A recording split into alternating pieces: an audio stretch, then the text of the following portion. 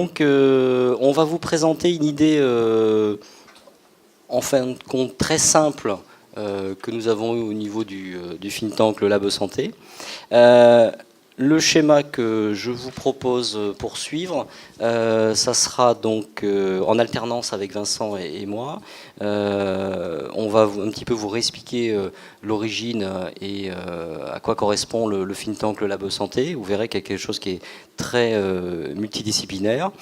Après, je vous parlerai du contexte de l'évolution numérique. Vincent justement fera l'axe par rapport à l'intérêt de la littératie en numérique, et après on rentrera dans le cœur du sujet qui sont les fiches que nous avons créées, et puis on terminera par les objectifs par Vincent. Donc Vincent, c'est à toi.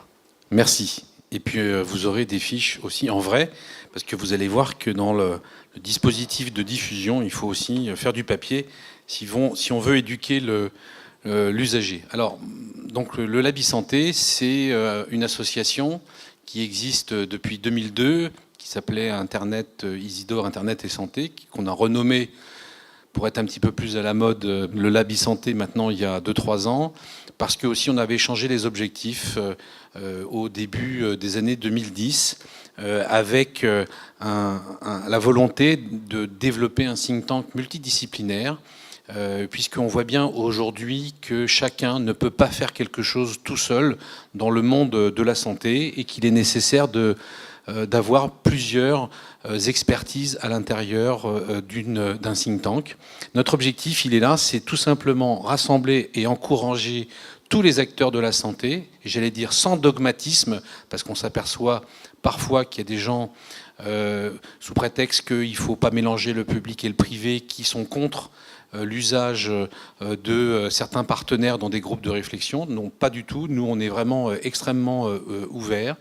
Et notre objectif, c'est d'être en perpétuelle proposition d'une recommandation ou de recommandations bienveillantes. J'insiste sur ce mot, parce que ce monde du digital santé est dans un questionnement perpétuel, et on voit bien presque parfois la détresse que certains patients peuvent avoir lorsqu'on évoque ce genre de choses, mais aussi des professionnels de santé, voire des institutions qui n'osent pas, j'allais dire, débloquer certains verrous de l'usage du numérique santé, par crainte souvent, et par méconnaissance. On va reparler de la méconnaissance tout à l'heure, parce que c'est quelque chose de très important.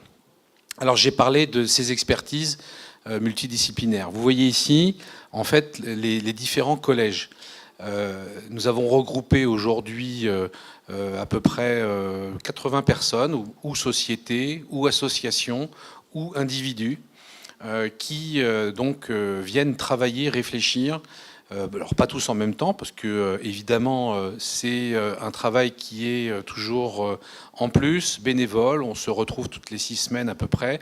Nous avons des thématiques de réflexion, nous avons des travaux, nous avons des enquêtes. Si vous étiez là l'année dernière, ou il y a 2 ans, vous aviez eu, donc l'année dernière, la représentante du collège des patients et des accompagnants, qui étaient donc Catherine Cerizet, mais aussi Ivani Caillé, que vous connaissez si vous suivez largement la blogosphère des e-patients. Et l'année précédente, on vous avait présenté une étude sur l'acceptabilité donc des patients et des médecins face à la santé mobile et aux applications. Donc 6 collèges, et notre secrétaire général, Pascal Barré, qui vient avec des exemples de fiches. Comme ça, vous pourrez repartir avec ces fiches de littératie. Merci. Donc nous avons, de façon un peu historique, les entreprises de santé qui sont représentées. Alors on va dire les laboratoires, mais il y a aussi des gens qui fabriquent des dispositifs médicaux, il y a des gens qui proposent des systèmes. Nous avons les agences, qu'elles soient conseils ou prestataires de services. Donc c'est très très large, parce qu'on voit bien aujourd'hui que dans ce monde du digital santé, il y a beaucoup d'expertises différentes. Nous avons des éditeurs de contenu scientifique, parce que souvent, bien évidemment, la technologie n'est rien, et c'est vraiment toujours le contenu qui est la clé d'une bonne communication. Donc nous avons évidemment la presse médicale, souvent plutôt professionnelle de santé, que ce soit à destination des médecins, des pharmaciens, mais pas forcément papier, c'est aussi des gens qui sont représentatifs sur la toile. Nous avons déjà cité les patients et accompagnants. Le collège des professionnels de santé représenté par Didier Mencier, qui est vice-président de l'association. Et le collège des institutionnels, parce qu'il nous a semblé important que des messages puissent être passés justement à ces décideurs ou à des facilitateurs qu'on espère demain pouvoir être au rendez-vous de ces grands changements que l'on attend. Donc c'était un travail qui, comme je vous le disais, s'effectue avec la disponibilité de chacun. Et là, aujourd'hui, nous allons vous parler du contexte de l'évolution, enfin d'éducation, même si nous avons d'autres outils qui sont, par exemple, en cours de réalisation, dont, par exemple, une étude sur le terrain avec des maisons de santé pluridisciplinaires et les objets connectés avec des vrais patients et avec des vrais médecins. Et éventuellement, on vous en parlera à la fin de cette présentation. Didier. Donc on va un peu camper le décor sur justement l'évolution numérique qui nous touche tous, hein, puisque je pense que c'est très important, c'est le côté générationnel. Alors ça c'est un peu mon dada, surtout que je suis d'une génération plutôt, moi je suis la génération X, donc normalement pas du tout numérique.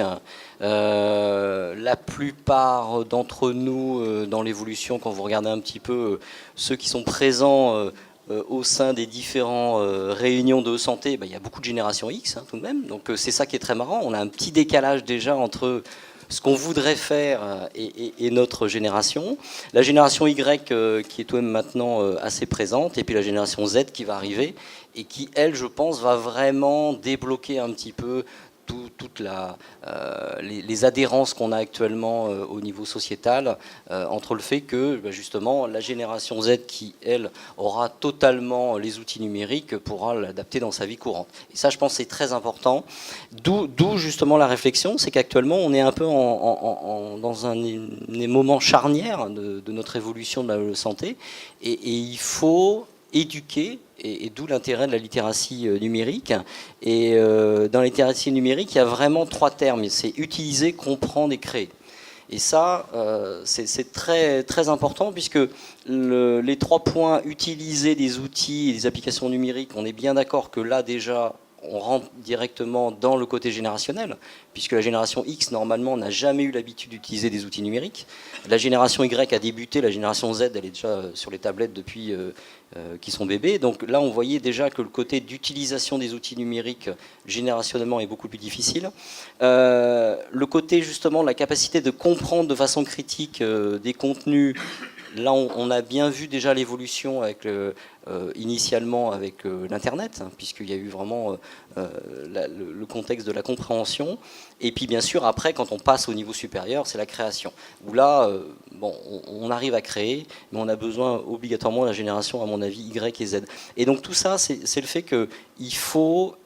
Alors quand je dis éduquer, c'est peut-être un petit peu trop rigide, c'est vraiment amener un savoir numérique actuellement au niveau des générations X, voire Y, et c'est pour ça un petit peu l'idée du think tank, c'est faire tout simplement de la littératie numérique, mais pour le citoyen. C'est-à-dire que normalement, ça ne nous concerne pas nous qui sommes ici, puisque nous, normalement, on a notre savoir de la santé, mais c'est intéressant d'essayer de projeter ce savoir de la santé au sein du citoyen. Et donc, on raisonne vraiment citoyen.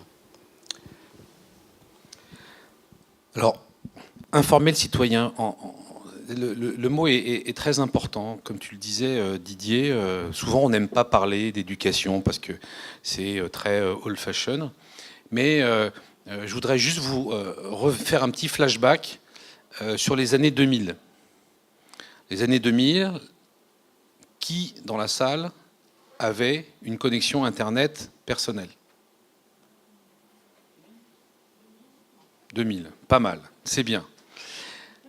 Je vous rappelle qu'à l'époque, vous étiez avec un modem 54K qui faisait... Ok, donc ça, très important. Et à l'époque... ça s'appelait pas la NSM, ça s'appelait l'AFSAPS, l'Agence française de sécurité sanitaire. Ils avaient réfléchi pour faire une charte de communication des laboratoires pharmaceutiques. Donc ça avait été fait avec l'Union des annonceurs. J'ai été 5 ans le président de l'Union des annonceurs en santé. Et donc il se posait la question de réguler une communication autour peut-être du médicament, parce que vous savez bien que les industriels de santé privée sont des très vilains et qu'ils n'ont pas bien c'est pas bien de communiquer. Hein. Donc évidemment, c'était un nouveau média, il fallait le réguler. Et alors ce qui était assez intéressant, c'était donc évidemment, puisqu'il s'agissait de médicaments, je fais une petite parenthèse, hein, mais c'est important pour comprendre pourquoi on en arrive là. Donc ils avaient interdit aux industriels de santé de parler de leurs molécules, ce qui était normal puisque c'était considéré comme de la publicité, mais même aussi des produits Princeps, la DCI. Et donc je leur avais fait une présentation pour finalement expliquer le cas d'une jeune maman, un dimanche soir, à 23h30, peut-être à Castres ou ailleurs, et qui est très inquiète parce que son nourrisson a 39,5. Elle a la chance d'avoir un Internet, parce qu'on disait un Internet à l'époque, ou l'Internet avec un grand L, et elle se connecte avec son modem 54K et son Windows 3.11, ou peut-être en Windows 95, et elle tombe sur quoi? J'avais fait des copies d'écran de ce que trouvait cette jeune maman face à 2 mots-clés qu'elle tapait sur Alta Vista, puisque je vous rappelle qu'en 2000, Google n'était qu'une petite start-up. Et donc elle tombait sur des sites où j'avais fait le calcul qu'en gros, à 63% des cas, elle avait le risque de faire mourir son enfant. Pourquoi? Parce qu'il fallait tremper le cul dans la bassine, il fallait lui donner de la poudre de perlimpinpin, et que finalement, elle n'arrivait pas à savoir, puisqu'il n'y avait aucune communication de laboratoire pharmaceutique pour savoir si éventuellement elle pouvait donner un petit mélange de paracétamol toutes les 4 heures alterné avec de l'aspirine. Ben non, ça on ne pouvait pas savoir, mais en revanche, elle avait trouvé des tisanes du bonheur, elle avait trouvé la poudre de Ricazaraï, enfin pas mal de choses. Donc c'était très important, et je referme ma parenthèse pour dire que finalement, j'avais refait cette même étude 5 ans plus tard, où il y avait eu une éducation du citoyen qui allait dans le bon sens. C'est-à-dire qu'on avait expliqué que peut-être que s'il n'y avait pas de mention légale sur un site, si ce n'était pas signé par quelqu'un, à la limite même si ce n'était pas très propre sur le plan du design, si on ne regardait pas où c'était hébergé, voyez, un certain nombre de critères qui permettaient de savoir si un site internet, et donc son contenu, était licite ou pas. Alors évidemment, ça c'était juste pour de l'information médicale. Vous imaginez bien qu'à l'époque, ne serait-ce que sur les plateformes d'e-commerce, il y a quand même des e-pigeons qui se sont fait plumer parce qu'ils trouvaient ça très bizarre qu'ils se soient fait vider leur compte de carte bleue parce qu'ils avaient été sur faitmoitout.com. Et donc, ils ne comprenaient pas pourquoi il y avait on se faisait prendre de l'argent. Donc informer le citoyen, on a vu que petit à petit, les utilisateurs ont trouvé le moyen de grandir avec Internet et d'avoir une certaine forme de sens critique. Le problème, c'est qu'en santé, eh bien, c'est un petit peu plus compliqué. Et donc, je reviens à notre sujet, parce que le Lab e-Santé a réalisé beaucoup d'enquêtes, aussi bien chez les patients que chez les professionnels de santé. Donc, j'allais dire, je vais utiliser ce terme des usagers, parce que les deux patients et professionnels de santé sont des usagers d'Internet santé. Et on s'est aperçu que rajouter du digital dans la santé peut complexifier, et surtout on se retrouve avec une mauvaise compréhension. Donc on s'est dit, il faut absolument revenir sur le basique. Donc back to basic, c'est quoi? C'est accompagner, parce que c'est souvent plus facile d'aller chercher de l'adhésion que d'aller chercher de l'observance. Donc c'est mettre une forme d'éducation, et on le met entre guillemets, parce qu'au bout d'un moment, il faut quand même donner des standards. Donc l'adhésion, on en a parlé, parce qu'il n'y a que comme ça que ça fonctionne. Hein.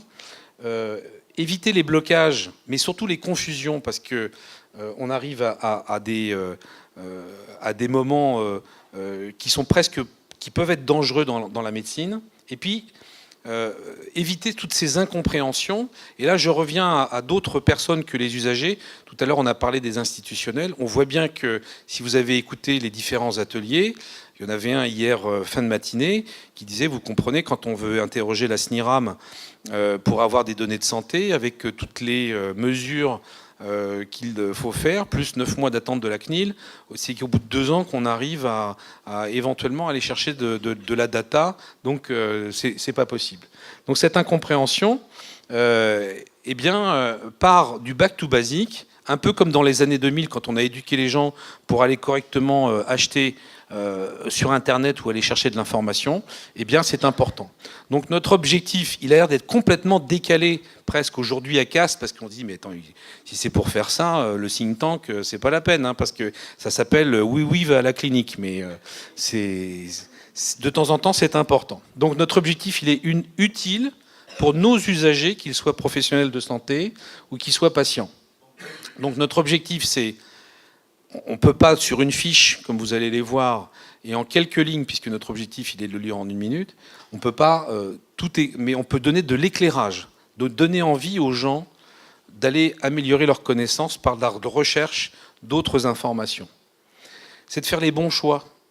Parce que vous allez voir, il y a quelques exemples, on en parlera tout à l'heure. Il y a quelques bons choix qui sont très importants, mais surtout, parler le même langage avec son professionnel de santé, éventuellement, professionnel de santé, pas avoir l'air idiot, et c'est important en consultation face aux patients, parce que parfois il y a justement ce blocage dans ce décalage, et puis envie d'en savoir plus. Donc c'est vraiment un starter, et notre objectif, il est vraiment de donner envie d'aller un petit peu plus loin, n'est-ce pas Didier ? Tout à fait, Vincent. Alors, on va rentrer un petit peu dans le vif, parce que vous attendez tous avec impatience ces fiches.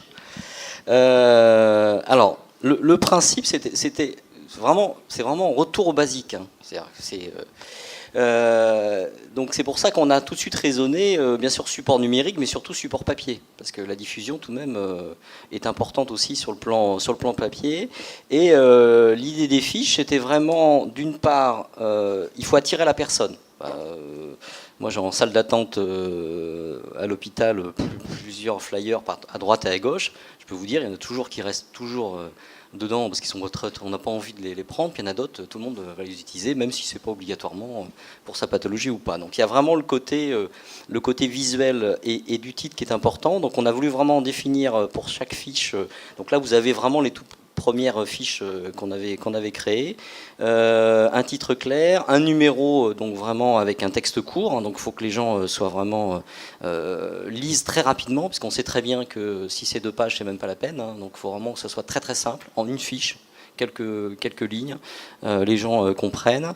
Essayez toujours d'ajouter des dessins ou des schémas, ça c'est important aussi, parce que plus souvent un texte vraiment neutre n'attire pas.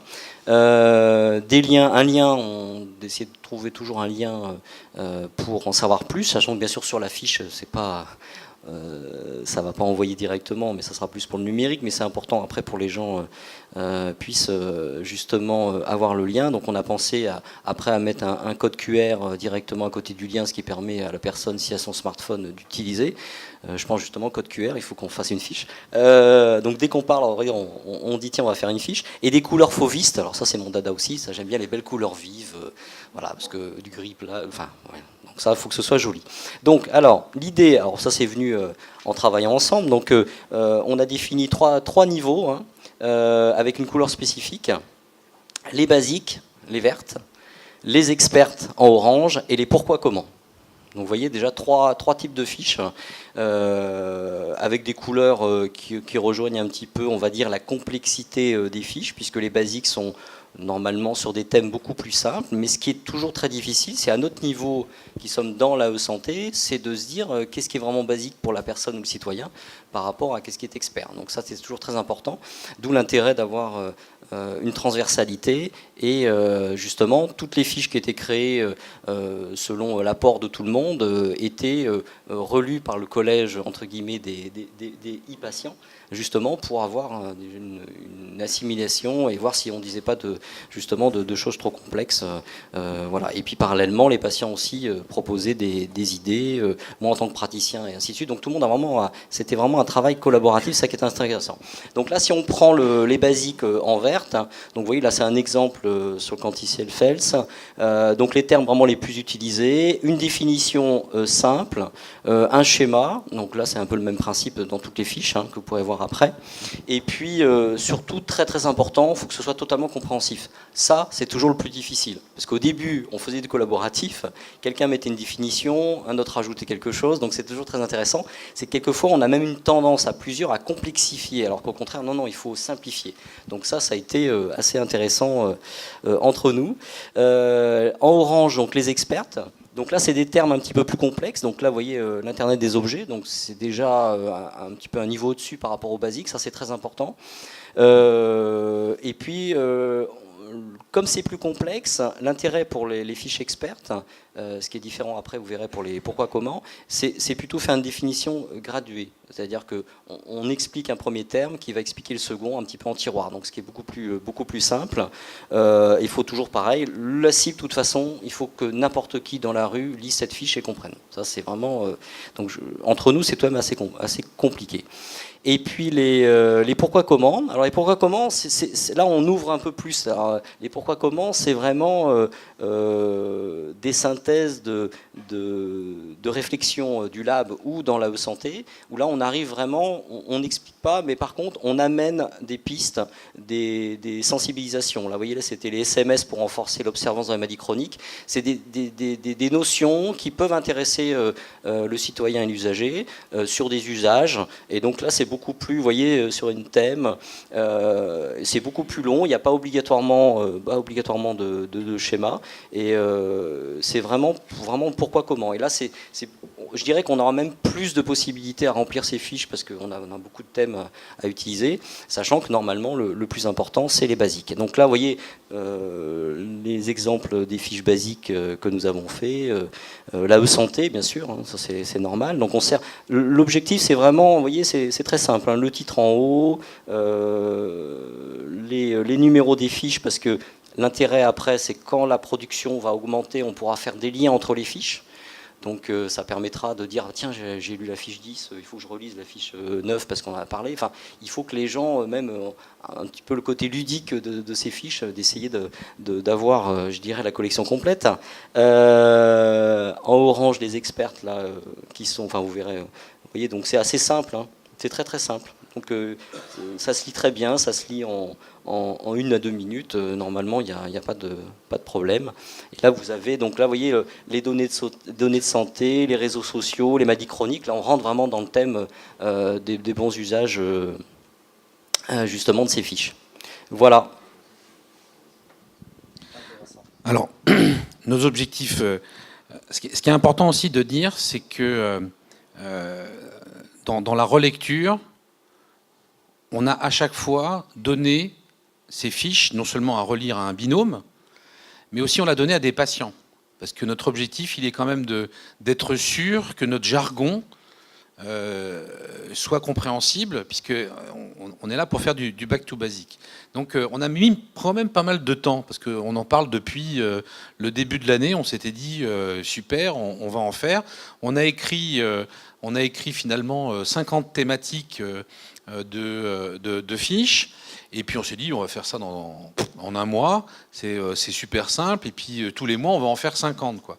Ben non, en fait, faire simple, c'est souvent extrêmement difficile. Alors, si vous avez de bons yeux, sinon vous allez voir iophthalmo.tv là-bas, tout à l'heure. Voilà ce qu'on a en projet. Elles sont quasiment toutes écrites. Il y en a certaines qui nécessitent justement des adaptations parce que soit il nous manque la référence bibliographique. Alors quand je dis référence bibliographique, c'est souvent un lien, hein, Internet tout bête, mais c'est aussi de choisir le bon lien. Parce que si vous envoyez un utilisateur sur le site de la NSM directement sur de la réglementation pharmaceutique, non, ça ne va pas forcément, même si c'est l'origine, c'est parfois pas forcément le meilleur lien. De la même manière, on peut aussi envoyer les gens sur des textes juridiques de la CNIL. C'est pas forcément le meilleur endroit pour les renvoyer. Et de toute manière, à nouveau, c'est pour pouvoir donner envie à l'utilisateur d'aller chercher plus loin. On prend l'exemple, si demain il y a quelqu'un qui veut aller chercher c'est quoi un dispositif médical, parce que si vous allez sur le trottoir à Castres ce soir au marché, et que vous dites à quelqu'un, pouvez-vous me donner la définition d'un dispositif médical ? Bah forcément, vous allez avoir que 5% de bonnes réponses. Et encore. Et encore. Or, c'est important dans cette éducation. Alors, je voudrais juste reprendre cet exemple de dispositif médical. Pourquoi ? Parce que sur une autre fiche, on parle des objets connectés. Bah oui, mais est-ce que ça, c'est un objet connecté de santé ? Ah, bah peut-être, parce que ça prend ma fréquence cardiaque. Ça va aussi analyser mes pas, parce que mon iPhone est branché, il y a un capteur de mouvement, patati patala. Pour autant, ce n'est pas un dispositif médical, parce qu'il n'a pas eu la réglementation. Pourquoi ? Parce que même si le capteur est très bien, enfin j'espère, parce que vu le prix que ça coûte, c'est pas pour autant qu'il a été testé dans des applications médicales. Donc c'est important d'expliquer à un patient et un utilisateur que une balance connectée qui fait l'impédance-métrie, qui va calculer la quantité d'eau, qui va évidemment surveiller le poids. Et il y a beaucoup d'intérêt, pas seulement dans l'obésité, mais aussi par exemple sur les insuffisances cardiaques, parce qu'on s'aperçoit que souvent, c'est quand on a une prise de poids et à l'impédance-métrie, une prise d'eau, que ce sont les premiers symptômes avant une décompensation cardiaque. Si vous achetez la balance de chez Terraillon et de chez Weezing, c'est très bien, sauf qu'il va y avoir éventuellement une marge d'erreur de 5%. Alors sur quelqu'un qui fait 100 kg, 5%, c'est 5 kg. Et 5 kg d'eau, c'est déjà beaucoup. Donc peut-être que c'est important d'expliquer à quelqu'un que c'est déjà mieux que de ne rien avoir, mais l'explication du dispositif médical, c'est important d'avoir une précision des capteurs, et on pourrait en parler pendant 2 jours, hein, Didier. Alors voilà donc nos basiques. Alors c'est quoi la e-santé ? C'est quoi le label e-santé ? Mais aussi c'est quoi Internet ? Alors ça paraît complètement idiot, mais à l'époque où j'ai fait beaucoup de formation médicale continue, on faisait des CD-ROM, parce que c'était le seul moyen de mettre beaucoup d'images à disposition des médecins, parce que évidemment on était en 54K, c'était pas facile. En fait, on s'était aperçu tout bêtement que la première des choses à expliquer, c'était allumer votre ordinateur et cliquer sur la petite icône où il y a un E bleu, Internet Explorer. Parce que si vous ne démarriez pas là-dessus, en fait, les gens ne savaient pas aller éventuellement plus loin. Donc, c'est important d'expliquer vraiment le basique. Voilà, Internet mobile, le cloud, la télémédecine, la téléexpertise, la télésurveillance, la téléconsultation. Déjà, même si on devait faire une définition globale de l'ensemble des représentants de l'université de Castres, là, je pense qu'on n'aurait pas tout à fait les mêmes réponses. C'est d'expliquer aussi ce que c'est qu'une donnée sensible, une donnée de santé. Pardon. Pourquoi ? Parce que j'entendais récemment quelqu'un qui disait « Non, mais on ne prend pas du tout de données de santé sur notre application qui est sur telle pathologie. La seule chose qu'on demande, c'est le téléphone portable. Ou on demande que l'email. C'est pas très grave. » Bah oui, mais si vous demandez une information qui est considéré comme personnel sur une pathologie, ça prouve que déjà, cette personne a quand même fortement de la chance d'avoir cette pathologie ou d'être un accompagnant ou d'être intéressé. Donc déjà, au niveau CNIL, ça passe pas. Et c'est important aussi de dire à l'utilisateur que s'il va télécharger son Apple Kit sur le diabète et qu'avec son identifiant qui lui permet d'acheter les Beatles sur iTunes, il va donner toutes ces informations à la Mayo Clinic et ça passe à travers l'Atlantique chez Apple et ça n'est pas du tout passé par un comité d'experts. C'est important d'expliquer ce que c'est qu'une donnée de santé. Voilà. Et puis l'exemple que j'ai donné permet de dire le big data, l'open data, le quantified self, les 3 évolutions du web, la stratégie digitale, les conditions générales d'utilisation. De toute façon, il n'y a que 1% des gens qui lisent les CGU sur un site. C'est quoi une application mobile ? Ça paraît idiot. Mais quand on a fait nos enquêtes sur l'usage des applications mobiles chez le patient ou chez le professionnel de santé, quand vous posez la question « Bonjour, est-ce que vous utilisez une application mobile sur votre smartphone ?» Vous avez déjà paumé 40% des gens. Et puis, comme le disait Didier, les experts, alors là, tout de suite, on rentre dans les acronymes, donc ça veut dire que là, il y a des gens qui sont perdus. Alors, on a fait exprès de laisser les acronymes, mais forcément, après, on a décodé. Mais vous voyez des choses qui sont importantes. L'interopérabilité, ce sont des sujets qui sont importants. Un hackathon, on en parle dans tous les journaux régulièrement. Il y en a encore un en face. C'est important aussi pour qui et à quoi ça sert. Voilà. Et puis, les pourquoi, comment. Alors, probablement, on va voir un transfert. Vous voyez, il y a beaucoup de vertes. parce qu'on est à l'étape basique. On espère faire vivre, si vous voulez, toutes ces fiches pour qu'on puisse ensuite accompagner le citoyen vers les experts et peut-être pour les pourquoi, comment. Et on espère que cette balance va pouvoir passer dans le orange et dans le rouge parce qu'on voudrait avoir l'évolution. Alors vous voyez, tout à l'heure, Didier disait, tiens, on a oublié le QR code. Donc là, je suis sûr aujourd'hui que par rapport à cette liste, vous avez plein d'idées. Donc en fait, on vous propose deux choses.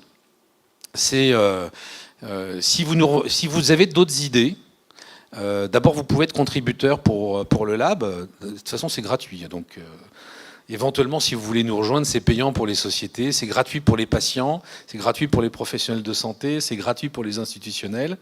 Les inscriptions sont juste payantes pour les sociétés. Mais voilà, n'hésitez pas à nous dire, vous avez oublié tel sujet. N'hésitez pas aussi à être contributeur, parce que de toute manière, nous sommes tous des bénévoles et on fait ça en plus de nos activités. Donc, ça prend du temps et on est preneur sur ces contributions. Comme je l'ai mis ici, c'est 100% huile de coude et on espère diffuser ces fiches sur d'abord tous les canaux, que ce soit évidemment le papier. Alors le papier, ça va être quoi? Salle d'attente. Bah oui, mais en même temps, il faut les apporter en salle d'attente. Donc si là, par exemple, on a un de nos adhérents qui fait de l'information dans les salles d'attente, vous avez probablement vu, c'est votre médecin généraliste, des présentoirs avec des petites fiches, ou à l'hôpital, comme le disait Didier, des fiches. Donc lui, il va pouvoir en diffuser. C'est aussi, mais si vous avez un réseau de distribution, pourquoi pas, si vous êtes imprimeur aussi, on est extrêmement preneur d'ailleurs, parce que c'est aussi du très très très basique. Si vous êtes de la presse gratuite, ou si vous avez envie de reprendre ces contenus pour les mettre dans votre rubrique, sur votre site internet, auprès de vos adhérents, auprès de vos usagers, bien évidemment, c'est avec grand plaisir qu'on vous les mettra à disposition. Et puis voilà, les sites spécialisés, donc nos adhérents, en tout cas la presse, va communiquer régulièrement sur ces fiches. On va les mettre sur notre site internet. Et évidemment, on va les communiquer sur les médias sociaux.